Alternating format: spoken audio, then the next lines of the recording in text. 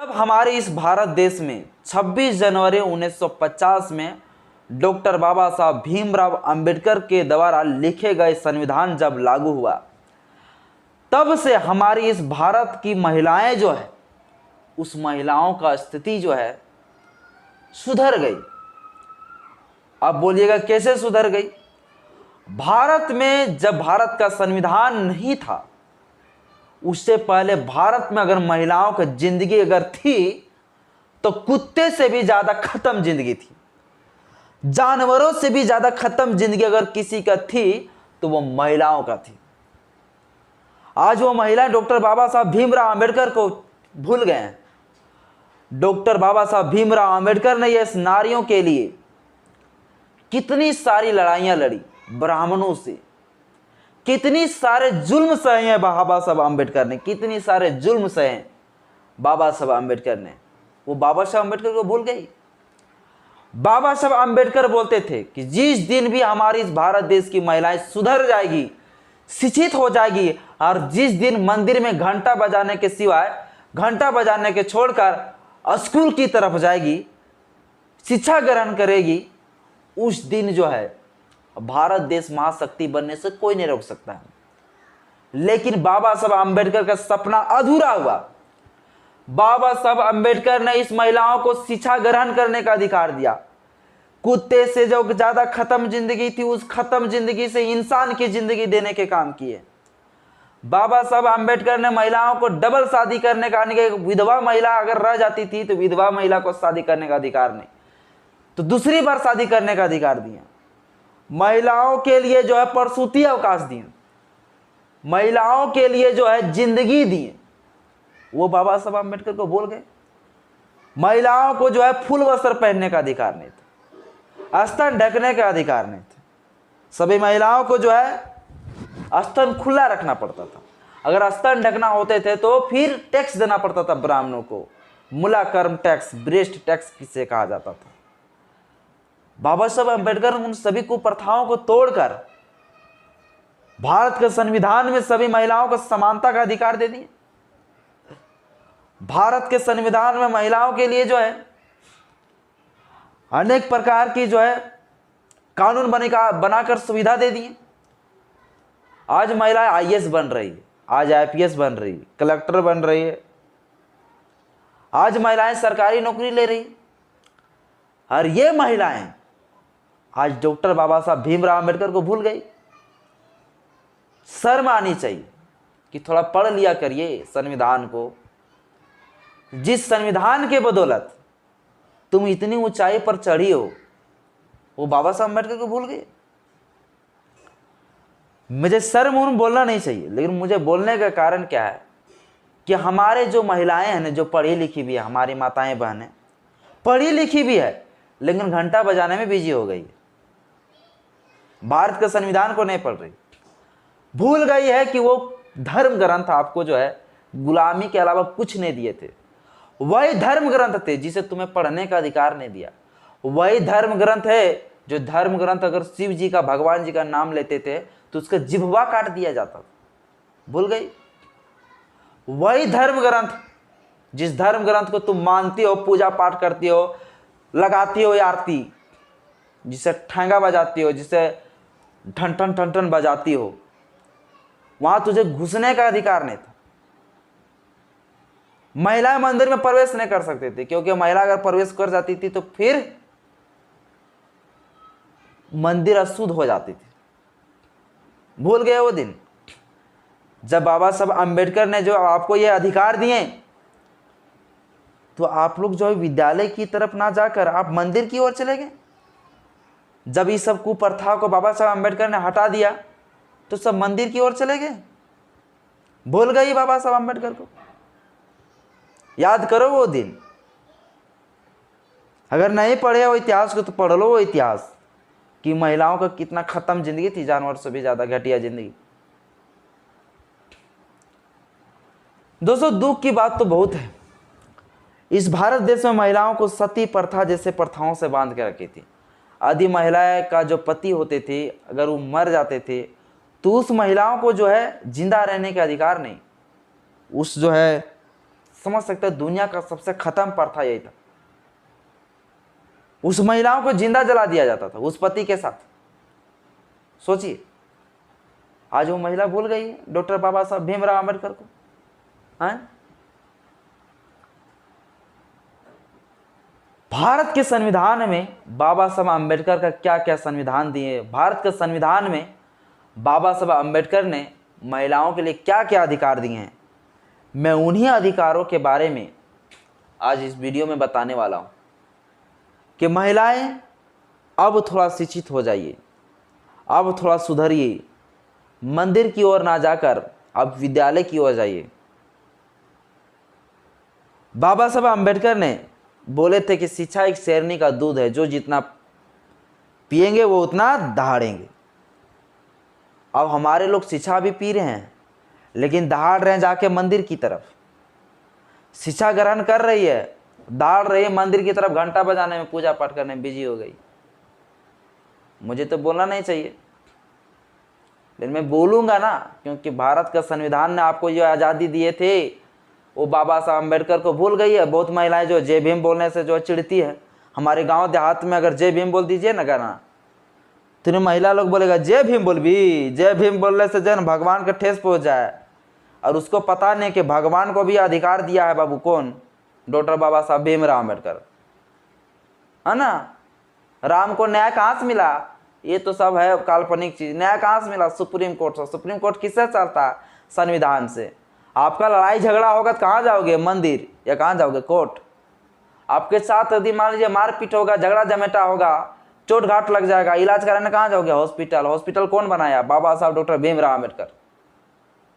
चल जाओ मंदिर, ठीक हो जाएगा? नहीं होने वाला है, समझे? तो मैं ज़्यादा नहीं बोलना चाहता हूँ। महिलाओं के लिए जो है भारत का संविधान में क्या क्या अधिकार दिए हैं, वो अधिकार से आज हम रूबरू कराने वाले हैं। आप देखिए भारत के संविधान में महिलाओं के लिए क्या अधिकार दिए हैं। हालांकि हमारी महिलाएं भूल चुकी है, सोचते हैं थोड़ा सा हम याद दिला दें।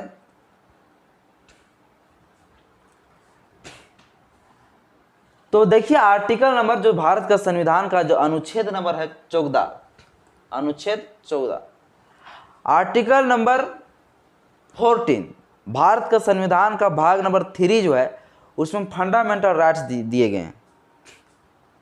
फंडामेंटल राइट्स यानी कि मौलिक अधिकार, हम लोग मूल अधिकार भी उसको कहते हैं। आर्टिकल नंबर 14 में कहा गया है कि समझ समानता का अधिकार, महिलाओं का मतलब समझ समानता का अधिकार, महिलाओं का समानता का अधिकार होगा। मतलब एक होता है ना कि कोई सरकारी नौकरी है तो सरकारी नौकरी में जो है सिर्फ पुरुषों के लिए वैकेंसी निकलेगा, महिलाओं के लिए वैकेंसी नहीं निकलेगा। ऐसा नहीं, महिलाओं के लिए और पुरुषों के लिए भी सेम समानता का अधिकार रहेगा। ये दोनों में कोई भेदभाव नहीं किया जा सकता है।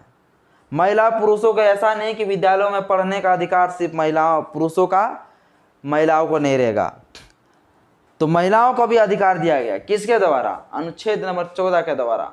अनुच्छेद 14 में कहा गया समझ समानता का अधिकार, और इन कानून के सामने सब बराबर है, पुरुष भी बराबर, महिला भी बराबर।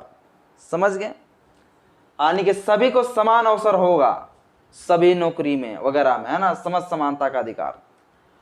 अनुच्छेद नंबर 15 में कहा गया धर्म, जाति, लिंग, जन्म स्थान के आधार पर भेदभाव नहीं किया जा सकता है। हमारे इस भारत देश में सिर्फ हिंदू धर्म की नहीं बल्कि सभी धर्म, चाहे हिंदू हो, चाहे मुस्लिम हो, सिख हो, जो भी धर्म, बुद्ध धर्म को छोड़कर सभी धर्म में महिलाओं को वंचित रखा गया। सभी धर्म। हमारे इस भारत के संविधान का आर्टिकल नंबर, अनुच्छेद नंबर 15 में कहा गया कि धर्म के आधार पर, जाति के आधार पर, धर्म के आधार पर मतलब क्या हो गया कि यदि आप कहीं पे जा रहे हैं, सपोज दैट, तो मान लीजिए जा रहे हैं, कोई बस से ट्रेवल कर रहे हैं सपोज दैट, तो ऐसा नहीं कि वो बस में ट्रेवल करने वाला सिर्फ क्या हो, हिंदू ही हो, मुस्लिम, ट्रेवल सब लोग क्या हो, एक साथ मिलके जा सकती है, एक साथ मिलकर नौकरी कर सकती है। जाति के आधार पर, धर्म के आधार पर जो है सरकार कभी वैकेंसी नहीं निकाल सकता है कि बाबू धर्म के लिए विशेष बन गया है, ये धर्म के लिए अलग वैकेंसी निकलेगा, हिंदू मुस्लिम धर्म के लिए वैकेंसी नहीं निकलेगा। इस तरह से भेदभाव आप नहीं कर सकते हो। जन्म स्थान के आधार पर भी भेदभाव नहीं कर सकते हो। आज महिलाओं को अगर अधिकार अगर कोई मिला है पहले लड़कियों का लिंग के आधार पर बहुत ज़्यादा भेदभाव था, यानी कि लड़कियां को कमज़ोर समझी जाती थी कि लड़कियां जो है लड़कों से कमज़ोर होते, वह नौकरी नहीं कर सकती, इसीलिए इसको नौकरी का ही अधिकार ना दिया जाए। इसलिए भारत का संविधान, भारत का जो देश था, भारत देश में जो है मनुस्मृति तक कानून था, जिसमें कहा गया था कि महिलाओं को शिक्षा से वंचित रखा जाए, शूद्रों को शिक्षा से वंचित रखा जाए, पढ़ लिख नहीं सकती है, ठीक ना, क्योंकि इसके पास बुद्धि उद्धि नहीं होती, ये लोग जो है कुछ नुकसान कर देगी लड़की लोग, है ना। इसीलिए जो है लिंग के आधार पर बहुत ज़्यादा भेदभाव होता था, ठीक ना, यानी लड़की लोग को कोई वैल्यू नहीं। आज के समय में भी समाज में देखने को मिलता है कि यदि कोई पंचायत हो रहा है ना, सब पुरुष लोग एकदम जाकर वहाँ साढ़ जैसा सब बैठल रहेगा, एकदम सब बकर बकर करेगा, एकदम भाषण देगा, एकदम बड़ा लंबा चौड़ा खींचेगा। और जब कोई महिला वहाँ चल जाएगी बीच में, ए कहाँ आई है, तो भागो भागो, घर जाओ, तुम क्या कर रही हैं यहाँ, तुम ऐसे धमका के भगा देती। मतलब महिला जो है पंचायत करने के एबल नहीं है। आज के समय में भी महिलाओं के साथ जो है क्या कर रहा है, थोड़ा मोड़ा संविधान में जो अधिकार दिए गए हैं वो अधिकार को महिला नहीं जान रही। अधिकार अगर जान जाती ना तो वो जाके बीचा पंचायतिया में जाकर पंचायत करती हो, है ना। बड़का एकदम पगड़ी बांध के पुरुष लोग पंचायत कर रहा है। तो अनुच्छेद नंबर 15 में बोला कि बाबू धर्म, जाति और लिंग और जन्म स्थान के आधार पर किसी भी व्यक्ति के, किसी भी महिलाओं के साथ भेदभाव नहीं कर सकते हैं। ये क्या हो गया अनुच्छेद नंबर 15 के तहत। देखिए अनुच्छेद नंबर 19 में महिलाओं का स्वतंत्रता का अधिकार दिया गया है, महिलाओं का स्वतंत्रता का अधिकार दिए गए हैं, ये आज़ादी है बाबू।